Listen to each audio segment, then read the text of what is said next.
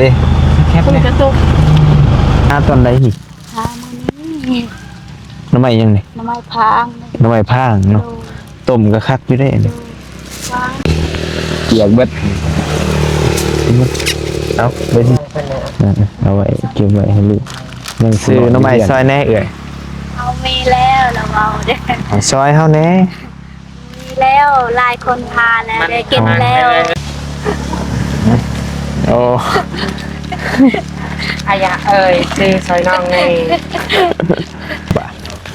บัดนี้เท่าไหร่ เอาโหงั้น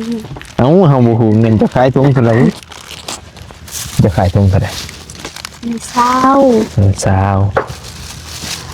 อันนี้10,000ก็เอาเนาะ โดย บัดนี้บ่10,000 โดย โม โอเคเอาเป็นยังเขาสีสวยเจ้าเบิดนี้เด้อ100,000เด้อ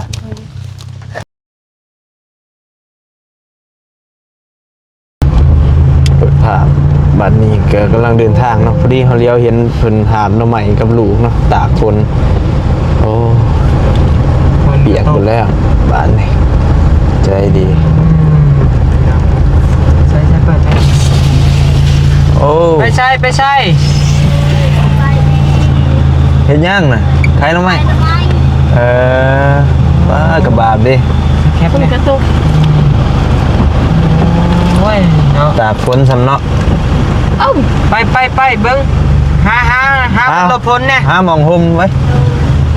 อย่างไปหาลมไม้ โอ้กระบะเด้ฝนตกหาห่มเดี๋ยวจะไป โดย ถามไปไทยเราก่อน ไปโอ้ยโดนดักยังเลย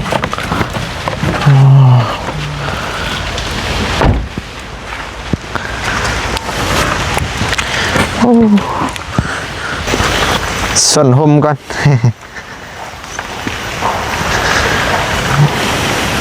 ใช่กวางขนาดห้องกันโอ้ได้ขายจักทงแล้วมื้อนี้มานั่งลงลูกนั่งไก่แม่ โทษหน่อย ตะกู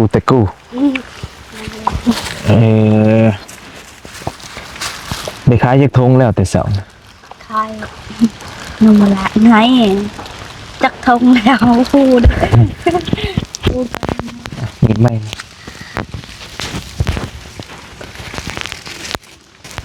มีเป็นบ่ นี่ ไปทงเท่าไรขายหน่อไม้ นี่น่ะ6 ทง50เลย 6ทง50,000 โดย ทงเท่าไหร่ทงละ10,000 โดยเขาลุดเด้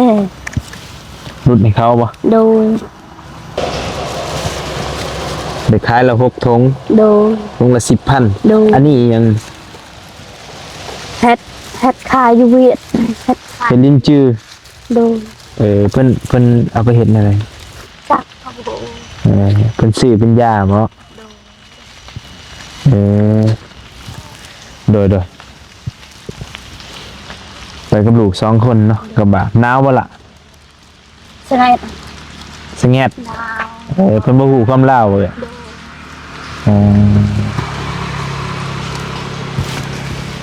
พอดีเฮาขี่รถพี่น้องเนาะผ่านทางไปปูนแต่ว่าเห็นเพิ่นย่างตะซอดตากคนกำลังขายหน่อไม้อยู่บ้านเจ้าอยู่ไสอ่ะ บ้านซะแล้ว แต่ว่าบางทีก็คุ้นๆอยู่เนาะ โดย แต่ว่าบ่แม่บ่ได้ขายเองจักเทื่อนะเห็นเพิ่นขายหน่อไม้ขายคู่มือบ่เอ่ย โดยได้พักเลย ได้เงินนี่สิเอาไปซื้อหยัง ซื้อได้เงินก็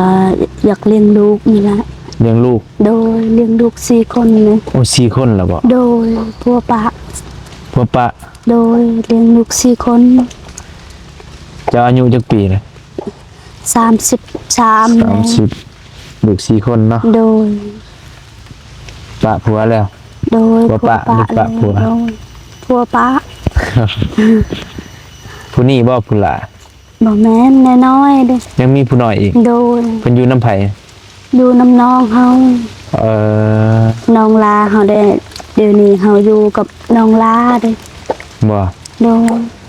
อืมกระบะพี่น้องเนาะ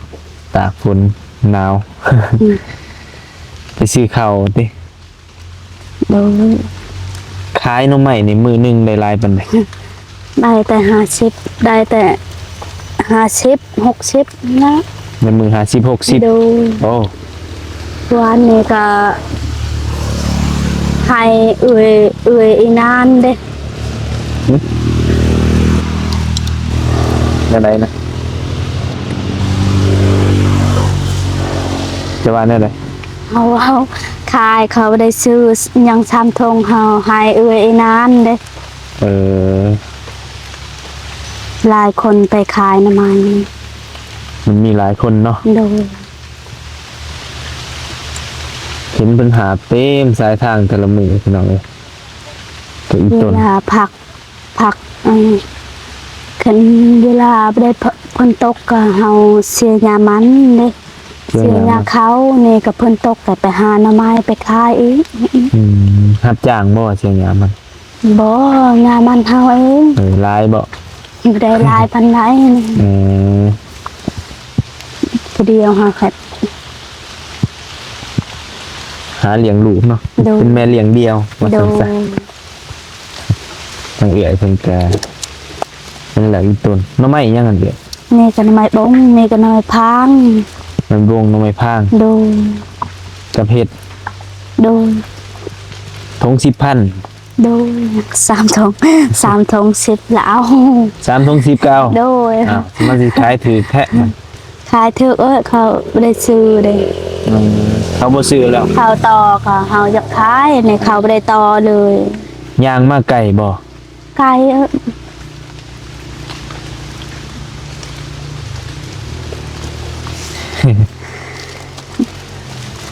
เมื่อยบ่ลูกย่าง แล้วก็แฮแล้วก็ บ่ฮู้ภาษานะ แล้วก็ กระบาดอีหลาหน่อย มีนางเอิ้ง ซื้อเอิ้งบ่ ดู คือได้ยินทีมงานเว้าอยู่แต่ว่า ดู น่าจะเป็นถ่ายคลิปบ่เป็นถ่ายคลิปอยู่บ่ ดู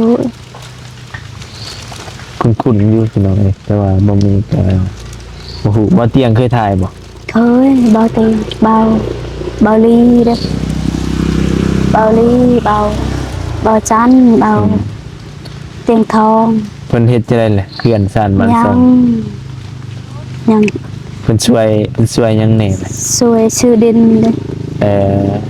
ซื้อแล้วดิน ไปที่ดินบ่ โดย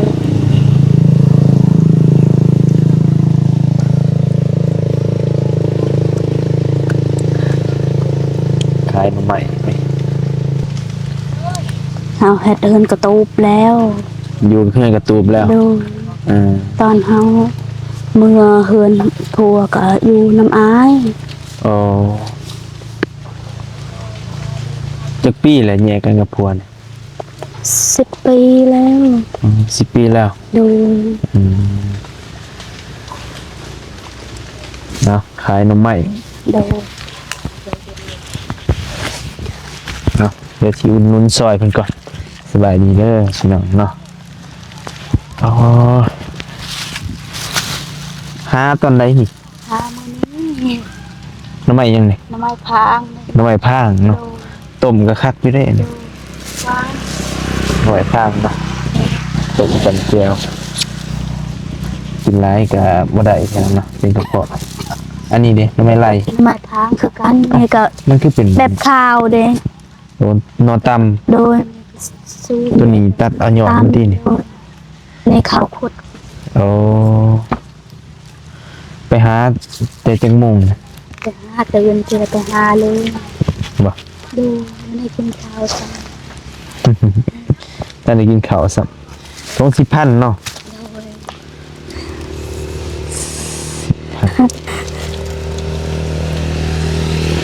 เกียกเบิด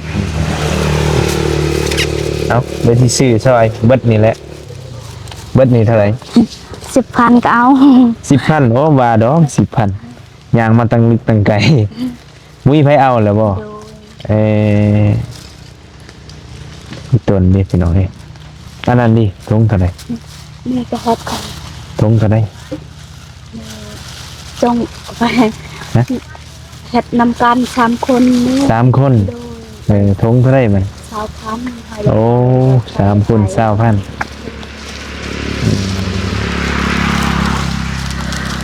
คน20,000โอ้เอาละขนม ได้ เดี๋ยวเอากินเบ้างกินเบ้าง ว่างเป็นเนี่ย นะเอาไว้เก็บไว้ให้ลูกยังผู้น้อยอยู่เพื่อนอยู่ โดย 20,000 10,000 30,000 พันก็เอา โอ้โหเบิดนี่20,000 ที่ขายถึง ใครซื้อก็มีใครซื้อเด้ มึงไปซื้อ ต่อ อ๋อ ต่อ โดย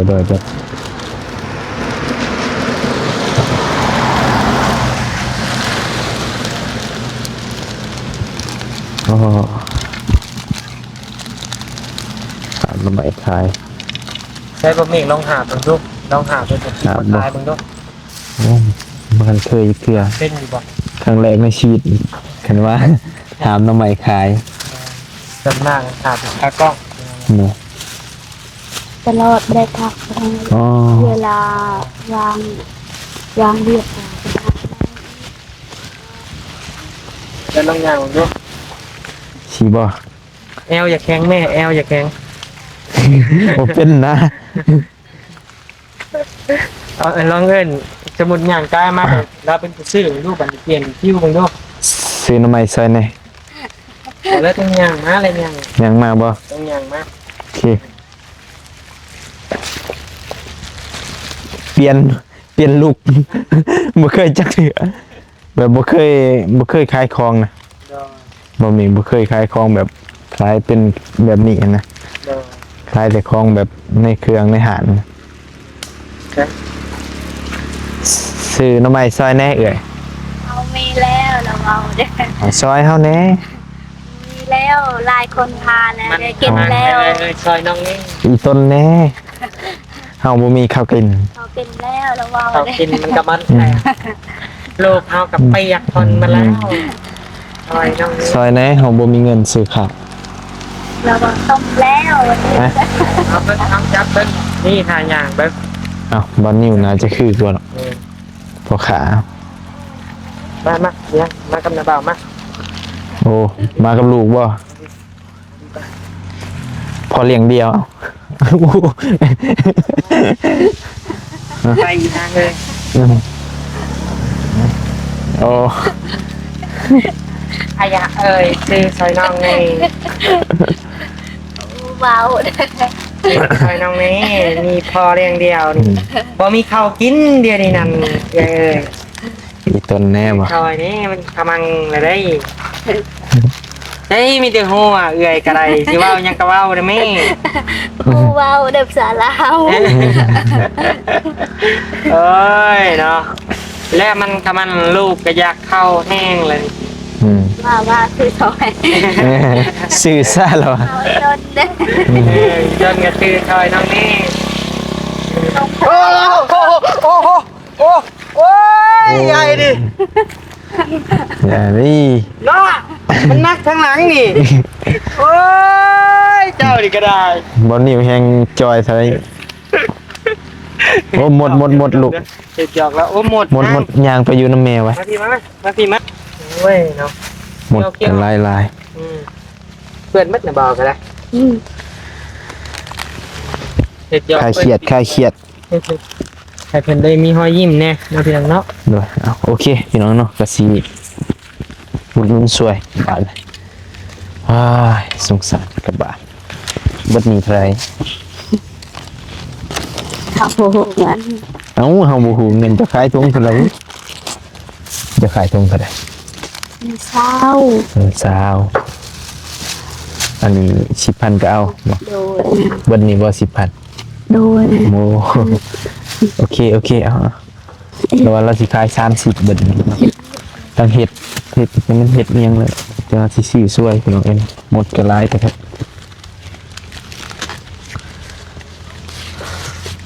เราสิขาย30แต่ว่าเฮาสิก็สิต่างซอยเนาะเห็นแล้วก็อีต้นเพียงเนาะ มาขายมือหนึงก็ได้60,000นะหามาตั้งดึกตั้งไกลอีหยังเขาสิช่วยเจ้าเบิดนี่เด้อ100,000เด้อ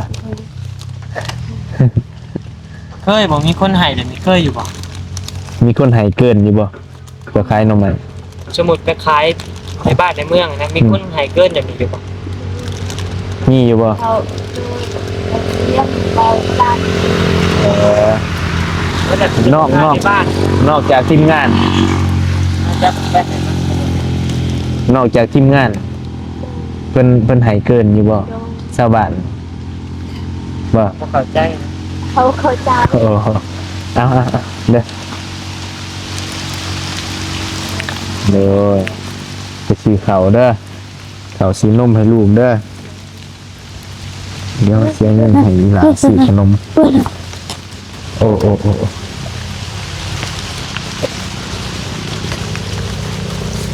อันนี้ระบาวสิเอาให้เจ้าซื้อขนมเด้อ โดยมีตา จะฮู้จักอยู่บ่ฮู้ฮู้ภาษาลาวบ่อ๋อเขาโรงเรียนอยู่บ่ เขาแล้ว เขาแล้วห้องได้แหละ ห้องปนึง ปหนึ่ง โดย เอาลูกอ่ะ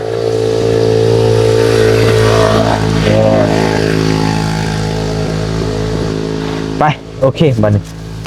กลับยังไกลบ่บ้านเจ้า โดย ไกลบ่ โดย ได้ขึ้นรถมาไปไปส่งไปไปเบิ่งเงินเบิ่งซ่า โด เลยนะ ยโดยขอบใจ อ่าไปไปไปให้เลยได้บ่ไม่คันให้เลยได้บ่ ว่าเขาอยากไปขายหน้ำไม้อีก เดี๋ยวไปใส่ หยอกหยอกหยอก อุ้มเอาอีนั่งนี่อุ้มเอาอีนั่งเป็นไง เดี๋ยวขี่หล้างแม่ซะกวางแท้อันนี้กันเนาะจักสิไปทางไหนอันนี้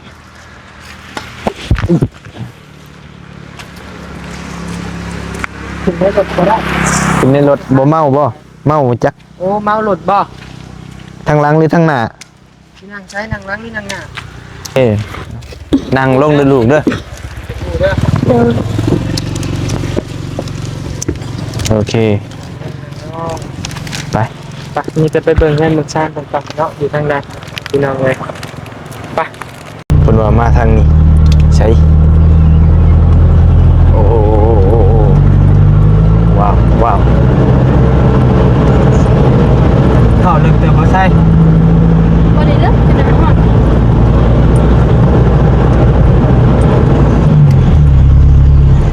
ไป เดี๋ยว เรียนนี่บ่โอ้ยได้ขึ้นมาแล้วเพื่อนน้องเพิ่นเราอ่ะพิการน่ะจัง นี่ อยู่ ทางนี้เอี่ยวทางนี้ ตามเจ้าเพื่อนไปเลยใช่เอ้ย ต่ำแล้ว ใช่ นั่งได้ เพื่อนแพ้บัตรนะ แพ้บัตรนะ เข้าไปพุ่นเลย มันมีทางเอียวรถอยู่บ่ล่ะ นี่ ไปเข้าไปเบิ่งขี่เคยเขาอยู่แล้วแทน เขา บ้า เห็ น นตะบอเตียงมันเอี่ยวเลย รถน่ะบ่าวเตียงเจ้าเอาวะว่าอีกเลยให้น่ะบ่าวเอียวรถใช้ จอดนี่ก่อนซะทำได้ เนี่ยพาบนเอียวรถอยู่บ่เฮ็ดใช้ได้ โอ้ยแล้วตะบอเตียงเรายังเอี่ยวได้นะ นี่ใช่ แล้วถอยก่อนเนี่ย หอดแล้ว โอ้ยแขกขนมเล็กน้อยนี่นี่ ไอ้ใจเอาไป ลงมาเลย ไปใส่เฮือนจ้ะ ไปถ่ายเสียได้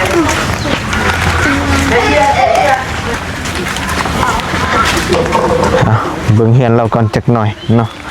อุดหนุนหน้ำไม้ซอยเราแหละนี่บ่เฮือนจ้ะโอ้ตะไรไก่ที่ลูก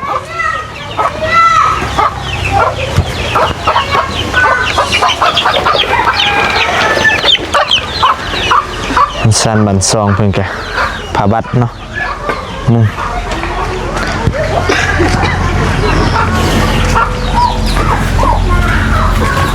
แต่ว่าเพิ่นซื้อที่ให้เจ้าไม่แล้วบ่ซื้ออยู่ไสนะอยู่ไสอยู่นี่ มึงแม่นเป็นคน ลุมพุ โดน กว้างเติบบ่ หาคูนะ บ่ฮู้กว้างแคบก็บ่ฮู้อ๋ออยู่4คนบ่อยู่ โด ลูก นหากับแม่ กับแม่ โดนลูกชี ลูกชายจักคนลูกสาวจักคน ชายชาม สามผู้หญิงสองคนเดียว ยังคนเดียวนึง ชองกับแม่ กับบาทโอเคกับทีมงานเพิ่นก็ช่วยเหลือแล้วพี่น้องเอ้ยเนาะมื้อนี้บ่มีก็บังเอิญเห็นเพิ่นย่างกายหาหน่อไม้เนาะตากฝนไปขายเพราะว่าช่วงนี้ฝนตกเนาะก็มีแต่หาหน่อไม้ขายอาชีพหลักมันบ่มีทางเฮ็ดทางหาก็มีแต่เฮาสิกลับก่อนเด้อบัดนี้แต่อยู่ดีมีแฮงเด้อขอบใจแล้ว โชคให้มาน ให้อายไปรอดปลอดภัยเด้อ โดย อยู่ดีไม่แห้งกลับก่อนมาโอเคพี่น้องเนาะฝนก็มาเลยพอมีกสีขอโตวเดินทางไปต่อก่อนบัดนี้เนาะใจกะขอบขอบใจเนาะขอบคุญกับคุณหลายๆเด้อ FC บัดสุกุทุกคนเนาะที่เข้ามาให้กำลังใจเนาะบ่ขามโฆษณาใจกะให้เพิ่นอยู่ดีไม่แห้งเนาะให้โชคให้มานให้ร่ำให้รวยเด้อบัดสุกุทุกคนพี่น้องเนาะพบกันใหม่คลิปหน้าพี่น้องสำหรับคลิปนี้สบายดี